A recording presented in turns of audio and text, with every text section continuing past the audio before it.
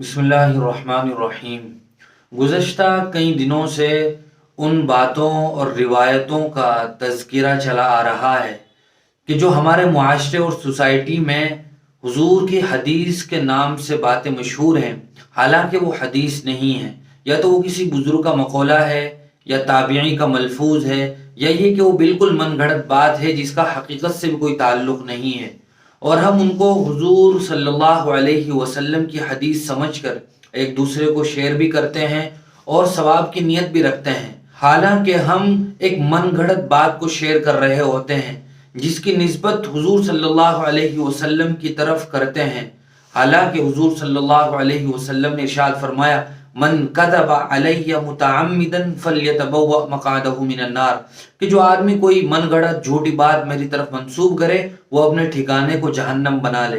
लिहाजा जिस बात के बारे में यह हदीस के उन्वान से मशहूर किसी कौल के बारे में हमें यकीनी तौर पर मालूम ना हो कि यह हदीस है या नहीं है, तो उसके बारे में हमें पहले मुफ्तियान इकराम से, मुहद्दिसीन से और उलमा से तहकीक कर लेनी चाहिए। उसके बाद उस पर अमल भी करना चाहिए, या ये कि उसको आगे शेयर करना चाहिए। उसी सिलसिले की आज ये 11वीं किस्त है।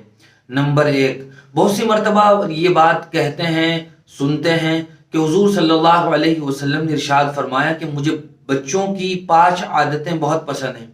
उनमें से एक तो यह है कि बच्चे रोकर अपनी बात मनवा लेते हैं।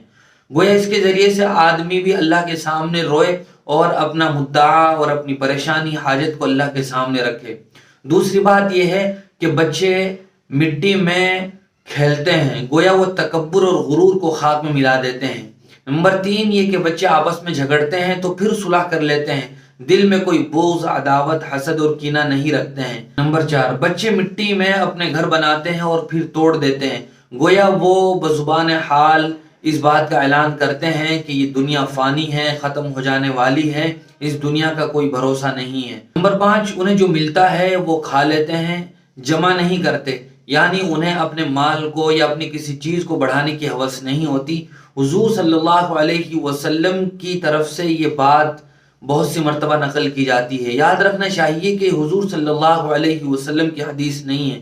इनमें से जो बातें हैं वो बातें अपनी जगह ठीक हैं कि बच्चों की ये सब आदतें होती हैं, लेकिन ये बात हुजूर सल्लल्लाहु अलैहि वसल्लम ने बयान नहीं फरमाई है, ये हदीस रसूल नहीं है। नंबर 2 एक वाक़या भी बड़ा मशहूर है। बहुत से मुकर्रिरीन और वाइज़ीन भी अपनी तकरीरों में मिंबरों से उस वाक़ये को नकल करते हैं। जब कभी हुजूर अकरम सल्लल्लाहु अलैहि वसल्लम के अखलाक का तज़किरा करते हैं या हुजूर का दूसरों के साथ रहीमाना बर्ताव, अच्छा सलूक, ज़ईफ़ों और कमज़ोरों की मदद का तज़किरा होता है तो हुजूर के इस वाक़ये को भी नकल कर देते हैं। बल्कि हमसे सुन सुनकर बहुत से गैर मुस्लिमीन भी मुसलमानों की स्टेज से या हुजूर के बारे में ये अच्छी बात के तर्ज पर ये बात जिक्र करते हैं, हालांकि वो बात ज़ख़ीर अहादीस की किसी भी मुस्तनद किताब में मौजूद नहीं है। बस सालों से वो बात किताबों में लिखी भी जा रही है और बोली भी जा रही है, तो बहुत से लोग ये समझते हैं कि ये हुजूर का बिल्कुल हकीकी वाक़या है। वो वाक़या ये है कि एक मरतबा एक बूढ़ी औरत अपनी सामान की ख़रीदारी के लिए मक्का में आई। लोगों ने उसे वहाँ ये कहा कि यहाँ एक आदमी है, उससे न मिलना, उसकी बात न सुनना, वो जादूगर है, शायर है, जब कोई उसकी बात सुनता है तो वो उसी का होकर रह जाता है। लोगों ने उस बूढ़ी औरत को ये बातें बतलाई। उसने मक्का में ख़रीदारी की और वो अपना सामान की गठड़ी उठाकर चल दी और मक्का से जाने के लिए किसी रास्ते पर बैठ गई और किसी मददगार का इंतज़ार करने लगी। हुजूर वहाँ से गुजरे। हुजूर ने उससे पूछा क्या ज़रूरत है। हुजूर ने उसका सामान उठाया और वो सारी गठड़ी उठाकर उसके घर पहुँचा दी।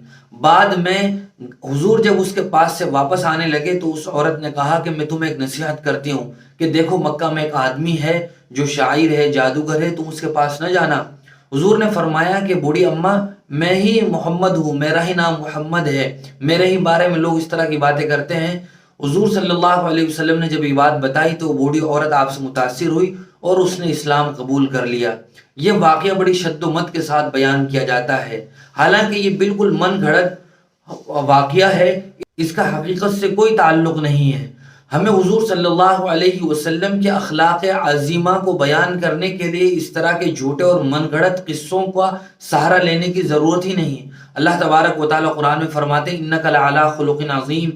اس کے علاوہ بے شمار صحیح اور مستند واقعات ذخیرہ حدیث میں موجود ہیں، ان کا تذکرہ کرنا چاہیے، لہذا یہ بالکل من گھڑت قصہ ہے، اس کو بیان بھی نہیں کرنا چاہیے۔ نمبر 3، اسی سے ملتا جلتا ایک واقعہ اور بھی ہے، وہ یہ ہے کہ ایک بوڑھی عورت تھی جو حضور پر کوڑا کرکٹ کچرا پھینکا کرتی تھی۔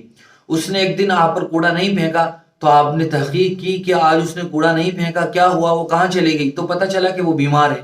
حضور اس کی عیادت کے لیے اس کے گھر گئے اور اس سے بات چیت ہوئی تو اس نے جب دیکھا کہ یہ تو محمد ہے جو میری عیادت کے لیے آیا ہے، وہ بھی آپ کے اس عمل سے غیر معمولی طور پر متاثر ہوئی اور آپ کی ہو کر رہ گئی، گویا اس نے اسلام قبول کر لیا۔ یہ واقعہ بھی بہت کثرت سے بیان کیا جاتا ہے، حالانکہ یہ واقعہ بھی بالکل من گھڑت ہے۔ یہ دو بوڑھی عورتوں کا واقعہ بہت کثرت سے بیان کیا جاتا ہے، اس کو بیان کرنے کی ہرگز ضرورت نہیں ہے، یہ بالکل من گھڑت واقعہ ہے۔ نمبر 4، بہت سے لوگ یہ بات بیان کرتے ہیں، بہت سے مقررین اور واعظین بھی اس بات کو ذکر کرتے ہیں، جب کبھی وہ اللہ کی مہربانی کا اور اللہ کے رحم و کرم کا تذکرہ کرتے ہیں، وہ یہ ہے کہ اللہ تبارک و تعالیٰ کو بوڑھے لوگوں کو جن کے بال سفید ہو گئے ہوں ان کو عذاب دیتے ہوئے شرم آتی ہے، اور اس کے الفاظ یہ بھی عربی میں نقل کیے جاتے ہیں، ان الشیب نوری وانا استحیی ان احرق نوری بناری، جس کا ترجمہ یہ ہے کہ سفید داڑھی تو یہ میرا نور ہے اور مجھے اس بات سے شرم آتی ہے کہ میں اپنے نور کو آگ سے جلا دوں۔ بہت سے لوگ اس بات کو نقل کرتے ہیں، یاد رکھنا چاہیے کہ یہ بھی بالکل من گھڑت روایت ہے، حدیث ہے، یہ حضور صلی اللہ علیہ وسلم کی ہرگز حدیث نہیں ہے، لہذا اس کو بھی بیان کرنے سے، ذکر کرنے سے بالکل یہ اجتناب اور پرہیز کرنا چاہیے۔ نمبر 5، الغناء رقیۃ الزنا، کہ غنا یعنی گانا بجانا یہ زنا کا سبب ہے۔ حضور صلی اللہ علیہ وسلم کے حوالے سے اس بات کو بیان کیا جاتا ہے۔ یاد رکھنا چاہیے کہ اس جملے کا جو مطلب ہے، مفہوم ہے، وہ اپنی جگہ بہت حد تک درست ہے کہ جب آدمی گانا بجاتا ہے، سنتا ہے تو بہت سی مرتبہ ایسا مدہوش ہو جاتا ہے کہ وہ گناہ کی طرف بھی مائل ہو جاتا ہے اور زنا کر بیٹھتا ہے۔ یہ بات تو اپنی جگہ درست ہے، لیکن یہ حضور اکرم صلی اللہ علیہ وسلم کا ملفوظ نہیں ہے، آپ کی حدیث نہیں ہے، بلکہ بہت سے محدثین نے بیان فرمایا ہے کہ یہ فضیل ابن عیاض کا مقولہ ہے، ان کا ملفوظ ہے۔ انہوں نے یہ فرمایا ہے کہ غنا کی وجہ سے آدمی بہت سی مرتبہ زنا میں اور بدکاری میں مبتلا ہو جاتا ہے۔ اس کے علاوہ حضور اکرم صلی اللہ علیہ وسلم نے ایک دوسری بات ارشاد فرمائی ہے غنا کے تعلق سے، الغناء ينبت النفاق، کہ غنا کی وجہ سے نفاق پیدا ہوتا ہے، گانے بجانے سے نفاق ابھرتا ہے۔ یہ تو حدیث ہے، لیکن الغناء رقیۃ الزنا، کہ غنا یہ زنا کا سبب ہے، اس کا مطلب اور مفہوم درست ہے، لیکن یہ حدیث کہنا صحیح نہیں ہے۔ ہمارے پاس حضور کے نام سے پھیلی ہوئی کسی بھی بات کو پرکھنے کے لیے جو معیار اور کسوٹی ہے وہ احادیث کا مستند ذخیرہ ہے اور کتابیں ہیں۔ سب سے پہلے ان میں دیکھا جائے گا کہ کیا یہ بات حضور نے ارشاد فرمائی ہے، اگر وہ ان کتابوں میں مستند اور اوتھینٹک بکس میں موجود ہوتی ہے تو یقینی طور پر کہا جاتا ہے کہ پھر یہ حضور کی حدیث ہے، ورنہ جو بات ان کتابوں میں موجود نہیں ہے تو سنی سنی بات کو حدیث نہیں کہا جا سکتا۔ اللہ تعالی ہم سب کو صحیح سمجھ نصیب فرمائے۔